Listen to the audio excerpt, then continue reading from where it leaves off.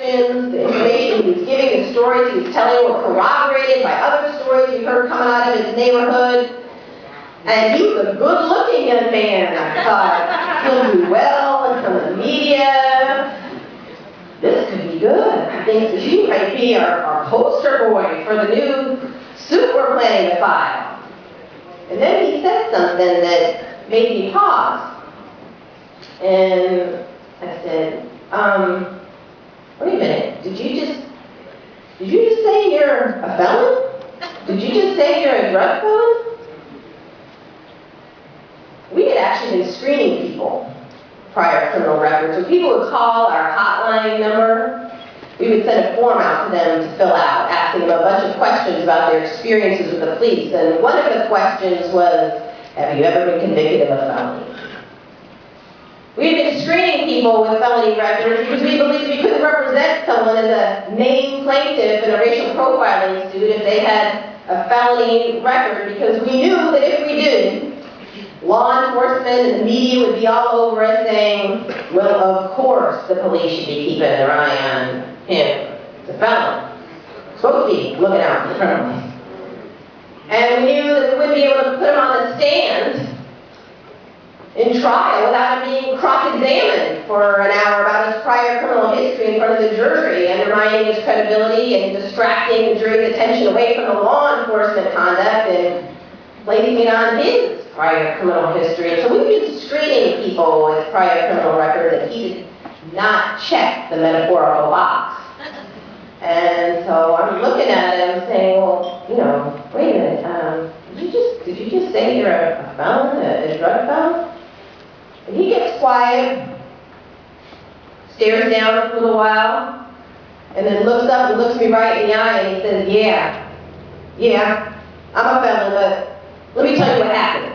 The police said the drugs on me, and they set up me and my friend, and we both of us up, and starts telling me this big long story about how he'd been framed, and the police planted drugs on him, and beat up him and his friend, and I was like, I'm sorry. I cannot represent you. I tried to explain to him why that was the case, and how sorry I was, and see why he feels unfair, but there's just really nothing that I could do, and he keeps trying to give me more facts, details. Now he's trying to give me those badge numbers and information about those police officers. I am sorry.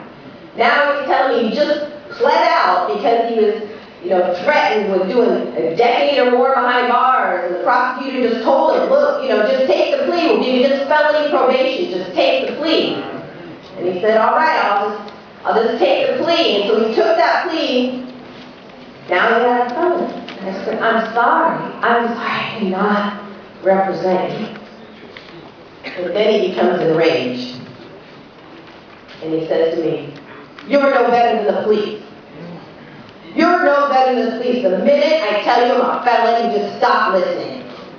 Can't even hear what I have to say. Says, what's become of me? I can't get a job anywhere because of my felony record. I can't get a job anywhere. So where am I supposed to sleep? I can't even get into public housing because of my criminal record. I can't even get food stamps. I can't even qualify for food stamps because of my felony record. How am I supposed to feed myself? How am I supposed to take care of myself as a man?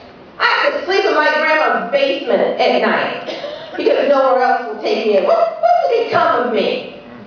He says, good luck finding one young black man in my neighborhood they haven't gotten to yet. They've gotten to us all already.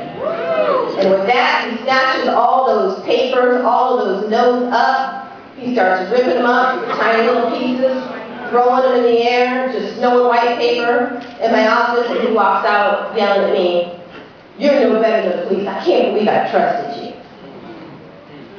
Well, several months after that, I'm doing a public access television show broadcasting live out of his neighborhood. I was doing public access TV because we were trying to organize thousands of people to attend a protest, a major demonstration against the governor's refusal to sign racial profiling legislation. And so we were holding town hall meetings up and down the state. We were trying to organize thousands of people to get on buses, go to the state capitol, go to the demonstration. So I'm doing this live public access TV show, broadcasting out of his neighborhood. The minute